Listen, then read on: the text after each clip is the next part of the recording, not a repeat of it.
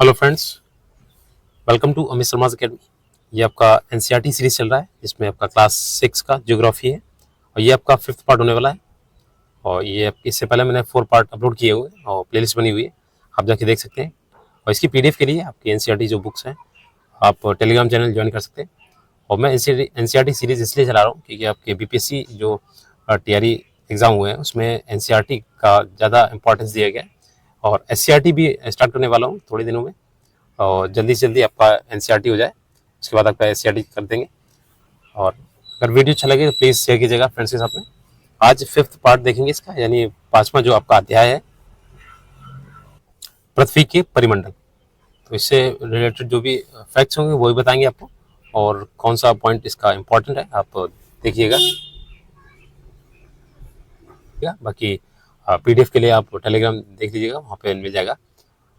और NCERT series आपको अच्छे से पढ़नी है, एक दो बार रिवीजन करना है क्योंकि टीआरई में इसी से क्वेश्चंस बनते हैं। मैंने इससे पहले भी काफ़ी एनालिसिस किया हुआ है, हर एग्जाम का जो भी पेपर आया हुआ है वो मैंने बताया भी है कि आपका एनसीईआरटी के कौन से चैप्टर से आता है, इसलिए आपके लिए काफ़ी इंपॉर्टेंट हो जाता है। तो चलिए स्टार्ट करते हैं यहाँ से, और इसके जो बॉक्सेज हैं उन्हें भी ध्यान से पढ़िएगा। देखिए यहाँ पे पृथ्वी की सतह ऐसी है जिसमें पर्यावरण के 3 प्रमुख जो आपके महत्वपूर्ण घटक हैं आपस में मिलते हैं तथा एक दूसरे को प्रभावित करते हैं। पृथ्वी का एक ठोस भाग जिसे हम रहते हैं जिसमें भूमंडल कहा जाता है, ठीक है। गैस की परतें जो पृथ्वी के चारों ओर घेरी होती है उसे वायुमंडल कहा जाता है। थोड़ा सा जूम करते हैं इससे आपको दिक्कत ना हो। देखिए वायुमंडल जो होता है इसमें जहाँ ऑक्सीजन नाइट्रोजन सबसे ज़्यादा आपका जो परसेंटेज होता है नाइट्रोजन का 78% और आपका ऑक्सीजन का 21% होता है, ठीक है। बाकी इसमें जो कार्बन डाइऑक्साइड होती है 0.03% और 1% में आपकी दूसरी गैसें आती हैं, ठीक है। ऑर्गन हो गया, रेडॉन हो गया, इस तरीके से पृथ्वी के बहुत बड़े भाग पर जल पाया जाता है जिसे जलमंडल कहा जाता है, ठीक है। लगभग 2/3 आपका जल होता है पूरी पृथ्वी पे। जलमंडल में जल की सभी अवस्थाएं, माफी चाहेंगे आप थोड़ा सा एडजस्ट कर लीजिएगा। देखिए जलमंडल में जल की सभी अवस्थाएं जैसे बर्फ, जल और जलवाष्प यानी ठोस, द्रव, गैस जो भी आती है, केवल आपका जल ही होता है जो तीनों अवस्थाओं में रहता है। जीवमंडल एक सीमित क्षेत्र है जहाँ स्थल, जल एवं हवा एक साथ मिलते हैं, जहाँ सभी प्रकार के जीवन पाए जाते हैं। देखिए अब देखते हैं इसमें भूमंडल का जो पहला पॉइंट है इसका। पृथ्वी के ठोस भाग को भूमंडल कहा जाता है। ये भूपर्पटी की चट्टानों तथा मिट्टी की पतली परतों का बना होता है जिसमें जीवों के ये पोषक तत्व पाए जाते हैं। और देखिए मैं आपसे एक रिक्वेस्ट करना चाहूँ, ये वीडियो पूरा देखा कीजिए।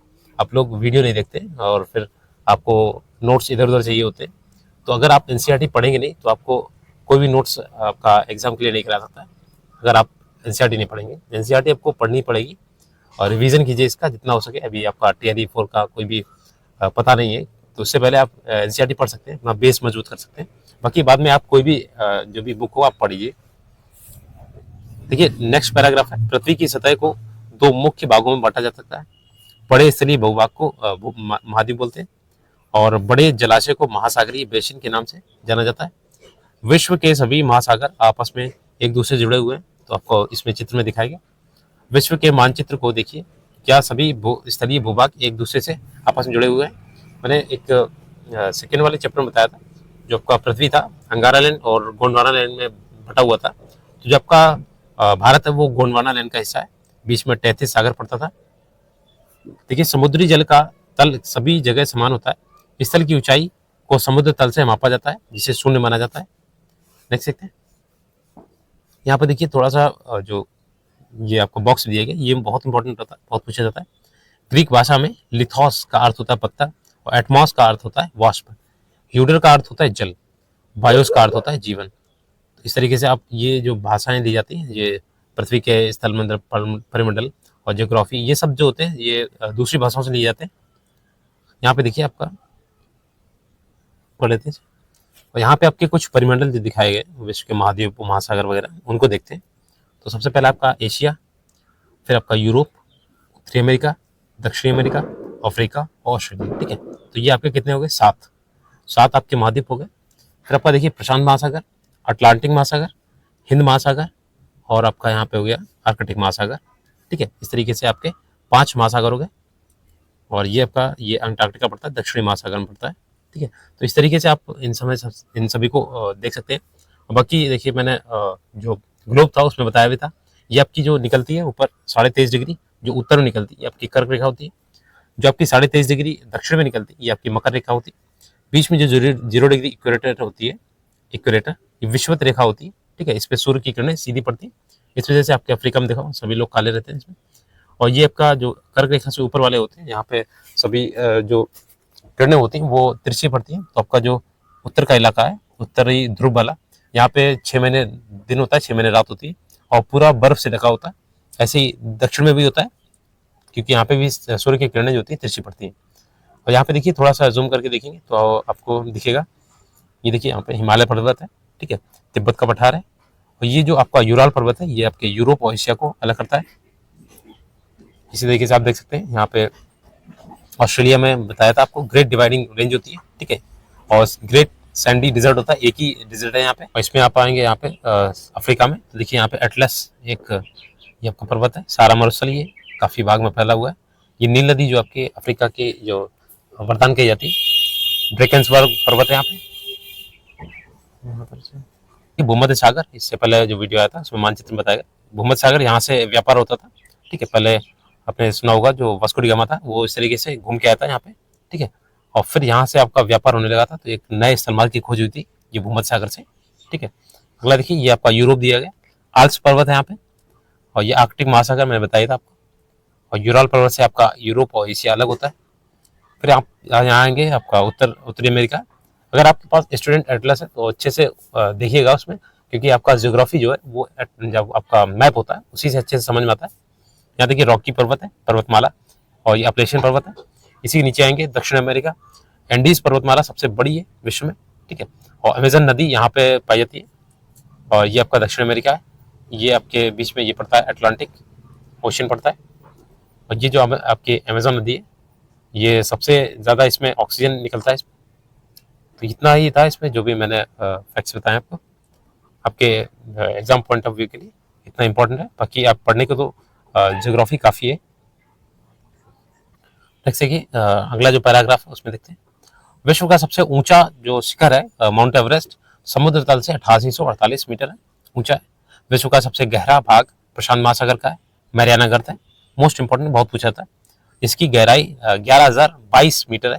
क्या आपने कभी कल्पना की है कि समुद्र की गहराई पृथ्वी के सबसे ऊंचे भाग से इतनी अधिक भी हो सकती है? अगला देखिए, महाद्वीप। तो इसमें महाद्वीप अभी मैंने बताया था, चलिए इसमें थोड़ा सा डिटेल में देखते हैं। पृथ्वी पर 7 प्रमुख महाद्वीप हैं। ये विस्तृत जलराशि के द्वारा एक दूसरे से अलग है।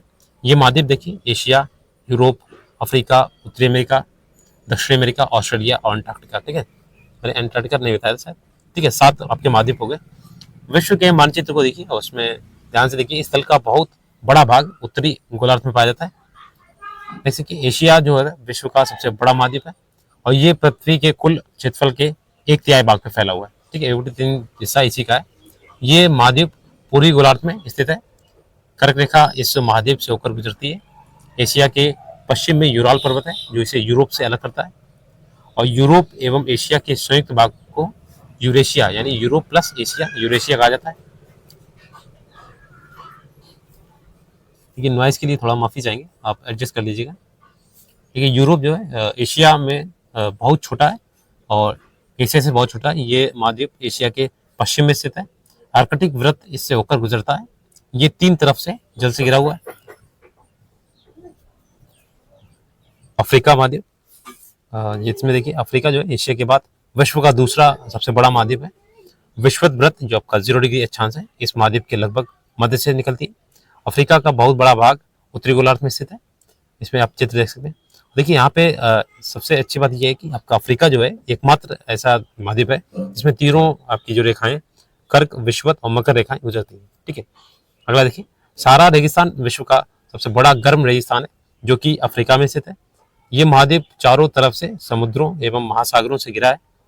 विश्व के मानचित्र को देखिए, आप देखेंगे कि विश्व की सबसे लंबी नदी जो नील नदी है अफ्रीका से होकर गुजरती है। अफ्रीका का मानचित्र देखिए, और इसमें देखिए कर्क रेखा, मकर रेखा और विषुवत वृत्त इसके किन किन भागों से होकर गुजरती है ये बताया गया आपको। अगला देखिए, उत्तरी अमेरिका। ये आपका देखिए उत्तरी अमेरिका वही है जहाँ पे आपका यूएसए है, ठीक है। विश्व का तीसरा सबसे बड़ा महाद्वीप है। ये दक्षिणी अमेरिका के एक सक्रिय स्थल से जुड़ा है जिसे पनामा, जबकि पनामा जल संधि है, स्ट्रेट जो आपकी पड़ती है इसी से अलग होता है। तो यहाँ पे देख सकते हैं, ये जो बॉक्स में फैक्ट दिया है इससे जानना जरूरी है, देखेंगे। न्यूजीलैंड के एडमंड हिलेरी तथा भारत के तेंजिंग नॉर्गे शेरपा 29 मई 1953 को पृथ्वी के सबसे ऊंचे शिखर माउंट एवरेस्ट पर चढ़ने वाले पहले व्यक्ति बने थे। जापान की जुको ताबेई विश्व की पहली महिला थी जिसने 16 मई 1975 को एवरेस्ट पर कदम रखा। बछेंद्री पाल भारत की पहली महिला जिसने 23 मई 1984 को एवरेस्ट पर अपना पहला कदम रखा। देखिए यहाँ पे आते हैं, जो आपको बताया गया इसमें, देखिए ये जो रहा आपका उत्तरी अमेरिका और दक्षिणी अमेरिका, यहाँ पे जो आपकी पड़ती है ये जल संधि, ये पनामा जल संधि जो एक दूसरे से अलग होती है। देखिए जल संधि जो होता है स्थल संधि, स्थल का एक सकरा भाग होता है जो दो बड़े स्थलीय भागों को एक दूसरे से जोड़ता है, और जो जल संधि होती है वो पानी का सकरा भाग होता है जो दो बड़ी जलराशियों जैसे समुद्रों तथा महासागरों को एक दूसरे से जोड़ता है। तो आपका देखिए यहाँ पे जल संधि आप देख सकते हैं, ये आपको भारत और श्रीलंका के बीच में जो जल संधि है, भारत एवं श्रीलंका के बीच, इसी जल संधि का नाम आप बताइए। पाक जल संधि कहलाती है, ठीक है। इसके आपके दक्षिण में और पश्चिम में आपका अरब सागर है, और पूर्व में बंगाल की खाड़ी है, और नीचे आपका हिंद महासागर पड़ता है। देखिए नेक्स्ट इसमें देखिए, ये महाद्वीप पूरी तरह से उत्तरी एवं पश्चिमी गोलार्ध में स्थित है, ठीक है। जो आपका दक्षिणी महाद्वीप बताया गया था, जो दक्षिण अमेरिका था, ये महाद्वीप 3 महासागरों से घिरा हुआ है। इसके आप नाम बताइएगा। जो आपको उत्तर और उत्तरी अमेरिका बताया गया, उत्तरी अमेरिका में जो आपका यूएसए रहता है, ठीक है। अगला देखिए, दक्षिणी अमेरिका का अधिकांश भाग जो है ये दक्षिणी गोलार्ध में स्थित है। इसके पश्चिम में आपके महासागर है, तो आपके पश्चिम में आपके देखिए प्रशांत महासागर है, और देखिए विश्व की सबसे लंबी पर्वत श्रृंखला है एंडीज, इसके उत्तर से दक्षिण की ओर फैली हुई है। साइड में देखा होगा आपने, बताया मैंने। दक्षिण अमेरिका में विश्व की सबसे बड़ी जो नदी अमेजन नदी इसमें बहती है। अगला देखिए, जो आपका विश्व का सबसे छोटा महाद्वीप है, ये आपका ऑस्ट्रेलिया महाद्वीप, इसका सबसे छोटा महाद्वीप है, जो कि पूरी तरह से दक्षिणी गोलार्ध में स्थित है, और ये चारों ओर से महासागरों तथा समुद्रों से घिरा हुआ है। इसे द्वीपीय महाद्वीप भी कहा जाता है, ठीक है। द्वीपीय महाद्वीप इसे कहा जाता है। अगला देखिए, अंटार्कटिका। अंटार्कटिका एक बहुत बड़ा महाद्वीप है जो कि दक्षिणी गोलार्ध में स्थित है, और ये आपका दक्षिणी ध्रुव इस महाद्वीप के मध्य में स्थित है। क्योंकि यह दक्षिणी ध्रुव में स्थित है, इसलिए यह हमेशा मोटी बर्फ की परतों से ढका रहता है। यहाँ किसी भी प्रकार का स्थायी मानव निवास नहीं। बहुत से देशों के शोध केंद्र यहाँ स्थित है, ठीक है। भारत के भी शोध केंद्र है यहाँ पे। देखिए इसका नाम है मैत्री और दक्षिणी गंगोत्री, ठीक है। तो 2 आपके वैसे 3 है, इसमें तीसरा दिए देंगे। अगला देखिए, जलमंडल। जो पृथ्वी को नीला ग्रह कहा जाता है, पृथ्वी का 71% जो भाग है वो जल तथा 29% भाग आपके स्थल में, यानी कि 2/3 भाग आपका ये जल में पड़ता है। अगला देखिए, जलमंडल में जल के सभी रूप उपस्थित होते हैं। इसमें महासागर, नदियां, झीलें, हिमनद, जबकि हिमनदियां, भूमिगत जल तथा वायुमंडल की जलवाष्प सभी सम्मिलित हैं।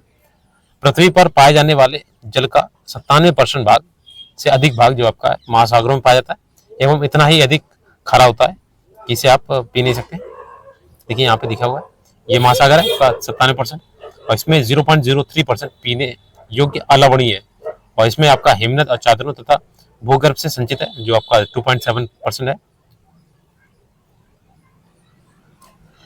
के माध्यम से बताएगा आपका उत्तरी अमेरिका, दक्षिण America, Africa, Europe, Asia, Australia, और ये आपका अंटार्कटिका, ठीक है। अगला देखिए, यहाँ पे देखिए मानव के उपयोग में नहीं, जो आपका अलवणीय जल है जो 97% भाग लगभग जो है अपना, और शेष जल का बहुत बड़ा भाग बर्फ की परतों एवं हिम नदियों तथा भूमिगत जल के रूप में पाया जाता है। जल का बहुत कम भाग अलवणीय होता है के रूप में पाया जाता है, जो मनुष्य के इस्तेमाल में आता है। यही कारण है कि नीले ग्रह में रहने वाले बावजूद हम पानी की कमी महसूस करते हैं, नीला ग्रह होने के बावजूद भी। अगला देखिए, महासागर। ये देखिए जलमंडल के मुख्य भाग हैं जो ये आपस में एक दूसरे से जुड़े हुए हैं। महासागरीय जल हमेशा गतिशील रहता है। तरंगे, ज्वारभाटा तथा महासागरीय धाराएं। महासागरीय जल की 3 मुख्य गतियां हैं। बड़े से छोटे आकार के आधार पर क्रमशः 5 महासागर। देखिए आप, सबसे पहला आपका प्रशांत महासागर, फिर आपका अटलांटिक महासागर, हिंद महासागर और दक्षिणी महासागर तथा आर्कटिक महासागर। जो दक्षिणी में आपका उसे आर्कटिक महासागर बोल सकते हैं, ठीक है। अंटार्कटिका महासागर बोल सकते हैं, और ये आपका आर्कटिक महासागर। तो आपके ये 5 महासागर है, और मोस्ट इंपोर्टेंट है, आपका क्रम से याद रखिएगा। अगला देखते हैं। देखिए यहाँ पे थोड़ा सा जूम आउट करते हैं। प्रशांत महासागर का सबसे बड़ा भाग जो आपका बड़ा महासागर है एक तरीके, ये पृथ्वी का 1/3 भाग पर फैला है। पृथ्वी का सबसे गहरा भाग जो मैरियाना गर्त है, ये बताया था, ये आपका 11,022 मीटर जो है आपका इसमें प्रशांत महासागर में स्थित है। प्रशांत महासागर लगभग वृत्ताकार है। एशिया, ऑस्ट्रेलिया, उत्तरी एवं दक्षिणी अमेरिका इसके चारों ओर स्थित है, जैसा आपको चित्र में बताया था। प्रशांत महासागर के चारों ओर इन महाद्वीपों की स्थिति का पता लगाना, ठीक है। अगला देखिए अटलांटिक महासागर, ये विश्व का दूसरा सबसे बड़ा महासागर है। ये अंग्रेजी भाषा के एस आकार का है। इसके पश्चिमी किनारे पर उत्तर एवं दक्षिणी अमेरिका है तथा पूर्वी किनारे पर यूरोप एवं अफ्रीका। अटलांटिक महासागर की तटरेखा बहुत अधिक द्वितरित है। ये अनियमित एवं द्वितरित तटरेखा प्राकृतिक पोताश्रयों एवं पतनों के लिए आदर्श स्थिति है। व्यापार की दृष्टि से यह सबसे व्यस्ततम महासागर है। हिंद महासागर ही एक ऐसा महासागर है जिसका नाम किसी देश के नाम पर यानी भारत के नाम पर रखा गया है। यह महासागर लगभग त्रिभुजाकार है। इसके उत्तर में एशिया, पश्चिम में अफ्रीका और पूर्व में ऑस्ट्रेलिया स्थित है। दक्षिणी महासागर जो आपका अंटार्कटिका में है, इसे अंटार्कटिका महासागर भी बोल सकते हैं। महाद्वीप के चारों ओर से घिरा हुआ है ये अंटार्कटिका महाद्वीप है, और यह अंटार्कटिका महाद्वीप से उत्तर की ओर 60 डिग्री दक्षिणी अक्षांश तक फैला हुआ है। आर्कटिक महासागर उत्तर ध्रुव वृत्त में स्थित है तथा ये उत्तर ध्रुव के चारों ओर फैला है। यह प्रशांत महासागर से छिछले जल वाले एक सक्रिय भाग में जुड़ा है, जिसे बेरिंग जल संधि के नाम से जाना जाता है। ये उत्तरी अमेरिका के उत्तरी तटों तथा यूरेशिया से घिरा हुआ है। अगला देखते हैं, यहाँ पे देखिए आपको दिखाया गया ये जो द्वितरित तटरेखा दिखाया अटलांटिक महासागर की, सॉरी आर्कटिक महासागर का अटलांटिक महासागर है, और ये इसके ऊपर जो आपको पड़ता है आर्कटिक महासागर, और नीचे आपका अंटार्कटिका महासागर पड़ता है। और ये आपका जो है अटलांटिक महासागर की द्वितरित तटरेखा दिखाई, और डबलिन और बेलफास्ट ये दिखाए गए आपके तट में जो देश है। अगला देखिए यहाँ पे कुछ मंडल दिखाए गए, ये आपका टीआरई में पूछा गया था। वायुमंडल से क्वेश्चंस काफी मिलते हैं। देखिए क्षोमंडल है, फिर आपका समता मंडल, मध्य मंडल, और आपका आता है एक लास्ट में बहिर्मंडल। आयन मंडल के बाद बहिर्मंडल ये आपका है। समताप मंडल में आपकी जो ओजोन परत पाई जाती है, ठीक है, ये पूछा गया था कटिहारी में। और क्षोभ मंडल में आपके जो आपके वायुयान वगैरह उड़ने के लिए। तो देखिए इसमें वायुमंडल में देखते हैं, हमारी पृथ्वी चारों ओर से गैस की एक परत से घिरी हुई है, जिसे वायुमंडल कहा जाता है। वायु की ये पतली परत इस ग्रह का महत्वपूर्ण एक अटूट भाग है। यह हमें ऐसी वायु प्रदान करती है जिससे हम लोग सांस लेते हैं। ये जो वायुमंडल है हम लोगों को सूर्य की कुछ हानिकारक किरणों से बचाता है, जो ओजोन लेयर है। अगला देखिए वायुमंडल 1600 किलोमीटर की ऊंचाई तक फैला है। वायुमंडल को उसके घटकों, तापमान तथा अन्य के आधार पर 5 परतों में बांटा गया है, जैसे आपको बताया था क्षोभ मंडल, समताप मंडल, मध्य मंडल, आयन मंडल और बहिर्मंडल। नेक्स्ट देखिए यहाँ देखिए वायुमंडल में जो आपकी गैसेज है मैंने पहले बताया था, और फिर देख लीजिए आप दोबारा से। वायुमंडल जो आपका है मुख्यतः ऑक्सीजन एवं नाइट्रोजन का बना है। इसमें 99% भाग इन्हीं दो गैसों का है। आयतन के अनुसार नाइट्रोजन जो है 78% है, ऑक्सीजन 21% है, और दूसरी गैसें जैसे आपकी कार्बन डाइऑक्साइड हो गई, आर्गन हो गई, इसकी मात्रा 1% है। ऑक्सीजन सांस लेने के लिए आवश्यक है, इसे जीवनदायिनी गैस भी बोला जाता है, जबकि नाइट्रोजन प्राणियों की वृद्धि के लिए आवश्यक है। और कार्बन डाइऑक्साइड यद्यपि बहुत कम मात्रा में है, लेकिन ये पृथ्वी के द्वारा छोड़ी गई ऊष्मा को अवशोषित करती है, जिससे पृथ्वी गर्म रहती है। तो आपकी कार्बन डाइऑक्साइड की आवश्यकता भी है, और लेकिन ज़्यादा भी होना इसके लिए खतरनाक है, ठीक है, पृथ्वी के लिए। और ये पौधों की वृद्धि के लिए आवश्यक है जो आपकी कार्बन डाइऑक्साइड होती है। ऊंचाई के साथ वायुमंडल के घनत्व में विभिन्नता पाई जाती है। ये घनत्व समुद्री तल पर सबसे अधिक होता है। जैसे जैसे हम ऊपर की ओर जाते हैं ये तेजी से घटता जाता है। और आप जानते हैं कि पहाड़ों पर पर्वतारोहियों को हवा के घनत्व में कमी होने के कारण सांस लेने में कठिनाई होती है। ऊंचाई पर सांस लेने के लिए उन्हें अपने साथ ऑक्सीजन सिलेंडर लेकर जाना होता है। देखिए जैसे जैसे हम यहाँ पे ऊपर जाते हैं, देखिए यहाँ पे पर्वतारोही दिखाया गया डायग्राम में। नेक्स्ट देखिए ये आपके देखिए तीनों मंडल इसमें दिखाए गए, ये वायुमंडल, स्थल मंडल और आपका जलमंडल। देखिए यहाँ पे जैसे जैसे हम ऊपर की ओर जाते हैं तापमान घटता है, वायुमंडल की पृथ्वी पर दबाव डालता है। ये एक स्थान से दूसरे स्थान पर अलग अलग होता है। कुछ क्षेत्रों में हमें अधिक दाब महसूस होता है, जबकि कुछ क्षेत्रों में कम। वायु उच्च दाब से निम्न दाब की ओर बहती है, मोस्ट इंपॉर्टेंट है, बहुत पूछा जाता है। ठीक है। गतिशील वायु को पवन कहा जाता है। अब देखिए जीव मंडल के बारे में देखते हैं, जहाँ पे तीनों मंडल निवास करते हैं। ठीक है, जीव मंडल स्थल, जल तथा हवा के बीच का एक सीमित भाग है। ये वह भाग है जहाँ जीवन मौजूद है। यहाँ जीवों की बहुत सी प्रजातियां, जो कि सूक्ष्म जीवों तथा बैक्टीरिया से लेकर बड़े स्तनधारियों के आकार में पाई जाती है। मनुष्य सहित सभी प्राणी जीवित रहने के लिए एक दूसरे के साथ तथा जीवमंडल में जुड़े हुए हैं। जीवमंडल के प्राणियों को मुख्यतः दो भागों, जंतु जगत एवं पादप जगत में विभक्त किया गया है। तो ये आपका साइंस का पार्ट हो गया, और इसकी साइंस का भी मैं आपको एनसीईआरटी कराने वाला हूँ। पृथ्वी के ये तीनों परिमंडल आपस में पारस्परिक क्रिया करते हैं, एक दूसरे को किसी न किसी रूप में प्रभावित करते हैं। उदाहरण के लिए जैसे लकड़ी तथा खेती के लिए वनों को काटा जाता है, इससे ढलुआ भाग पर मिट्टी का कटाव तेजी से होने लगता है। इसी प्रकार प्राकृतिक आपदाएं जैसे भूकंप से पृथ्वी की सतह में परिवर्तन हो जाता है। हाल ही में सुनामी के कारण अंडमान एवं निकोबार द्वीप समूह का कुछ भाग पानी में डूब गया। झीलों तथा नदियों में दूषित पदार्थों के प्रवाहित होने से उनका जल मानव के इस्तेमाल के लायक नहीं रह जाता है। ये जल दूसरे जीवों को भी नुकसान पहुंचाता है। उद्योगों, तापीय विद्युत संयंत्रों तथा गाड़ियों का उत्सर्जित पदार्थ वायु को प्रदूषित करता है। कार्बन डाइऑक्साइड वायु का एक महत्वपूर्ण घटक है, लेकिन कार्बन डाइऑक्साइड की मात्रा में वृद्धि के कारण पृथ्वी के तापमान में वृद्धि हो रही है। इसे भूमंडलीय तापन कहा जाता है। इसीलिए भूमंडल, वायुमंडल तथा जलमंडल के बीच के प्राकृतिक संतुलन को बनाए रखने के लिए पृथ्वी के संसाधनों के सीमित उपयोग की आवश्यकता है। तो आपका जो जैवमंडल है वो तीनों मंडल में आता है, भूमंडल, वायुमंडल, जलमंडल। और ये आपकी जैव यानी कि यहाँ पे जो आपके जीवन है, इसे इसीलिए जैवमंडल बोला गया, ये जीवमंडल बोल दिए। अगला देखिए, इसमें ये आपका कंप्लीट हो गया। ठीक है, इसका जो अगला पार्ट है आपका एमसीक्यूज टाइप का क्वेश्चन आंसर जो फिल इन द ब्लैंक्स दिए गए, ये मैंने पहले से करा रखा है। आप प्लेलिस्ट में जाइएगा तो आपको ज्योग्राफी की एमसीक्यू सीरीज मिलेगी। वहाँ पे क्लास 6 का पूरा वन शॉट रिवीजन दिया गया इसमें, क्लास 6 में। तो पूरे MCQs and fill in the blanks उसमें एक ही वीडियो मैंने कराए हुए, तो आप वहाँ के जाके देख सकते हैं। बाकी अगर वीडियो अच्छा लगा तो प्लीज़ शेयर कीजिएगा फ्रेंड्स के साथ में। आप लोग वीडियो देखा जरूर कीजिए और लाइक कीजिए, क्योंकि देखिए आपको क्लास 6 है, ऐसा मत सोचिए कि क्लास 6 से तो आता है सब कुछ, फिर भी बहुत से इसमें पॉइंट्स होते हैं जो आप नहीं जानते हैं, और यही क्वेश्चन आपके जब पूछे जाते हैं तो सिंपल क्वेश्चन आपके गलत हो जाते हैं कोई भी एग्जाम हो। तो आपको एनसीईआरटी तो पढ़ना इंपॉर्टेंट है। और बाकी वीडियो अच्छा लगा हो तो प्लीज़ शेयर भी कीजिएगा। Thanks for watching.